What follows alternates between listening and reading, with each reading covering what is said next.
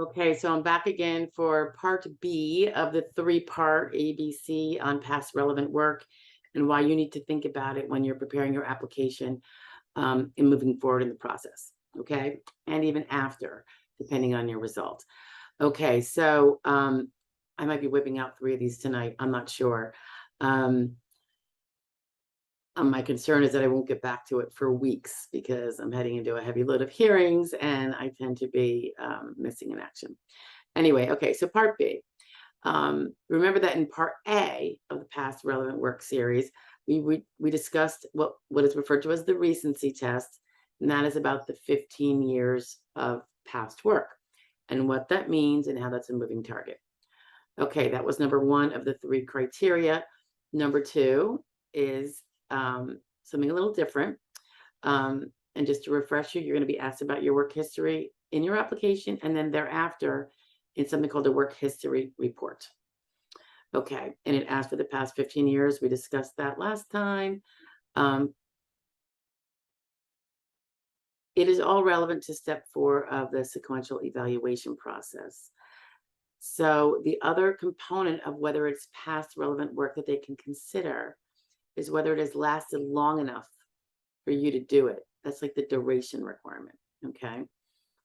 So how long must you have worked in a particular occupation for that occupation to have lasted to establish that you actually learned how to do it satisfactorily so that you weren't just the newbie in training. Whereas if you didn't progress enough, you wouldn't likely be able to stay in that occupation. There's a quote by the SSA. It says, duration refers to the length of time during which the person gained job experience. It should have been sufficient for the worker to have learned the techniques, acquired information, and developed the facility needed for average performance on the job, in the job situation. The length of time this would take depends on the nature and complexity of the work. Okay, so you don't have to be the top guy in the job. You don't have to learn it that much, but you can't also be the worst that would probably get terminated anyway.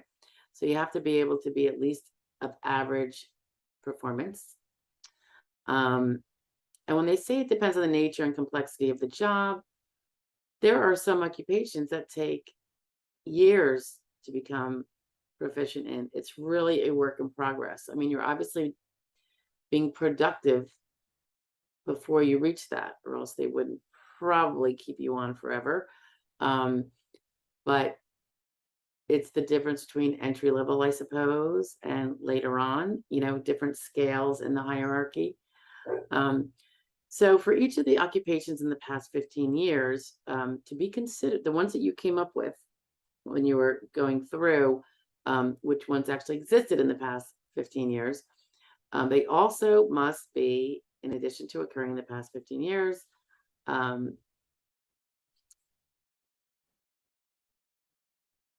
has to be considered individually to figure out if you have the job, but do you actually have it long enough to learn it.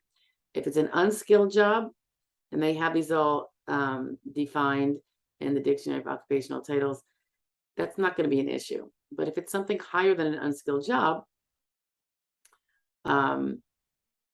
it's something you have to consider. So they have something called a specific vocational preparation. It's a number. And you have to make sure, if you're going to include the job, that you worked in that occupation.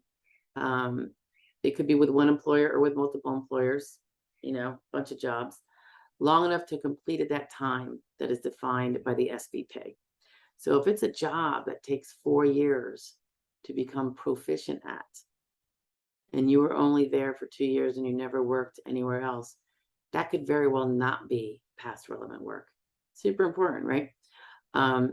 Maybe you can boot that one out as something you can't do. Example I propose in the blog article is if you're at an occupation for 1 year only, and that occupation, as per its SVP rating, requires 2 years of on-the-job experience to gain the knowledge and the skills of that occupation, then arguably that is not past relevant work because it fails criterion number 2 of the 3 that we're going over with regard to what is past relevant work. So I can't imagine a lot of people who don't do this kind of work going to the Dictionary of Occupational Titles and looking up the SVP. But if you are on your own, that's something you're going to want to do. And of course, if you're a rep and you are preparing for hearing, and if you're preparing the work history report, that's something you might want to consider. It can certainly be helpful. I've won cases based on that. I go on in the blog to discuss that if a job is past relevant work, and if your RFC, which is residual functional capacity, is the same as that functional capacity that is acquired by the occupation of that past relevant work, then you may likely be found not disabled because you were able to perform the past work at that occupation. If your RFC says you can do that kind of level of exertional work and or mental work. For that reason, eliminating it by it not being of sufficient duration that you did it can be huge. This is the example I'm giving where we prevailed many times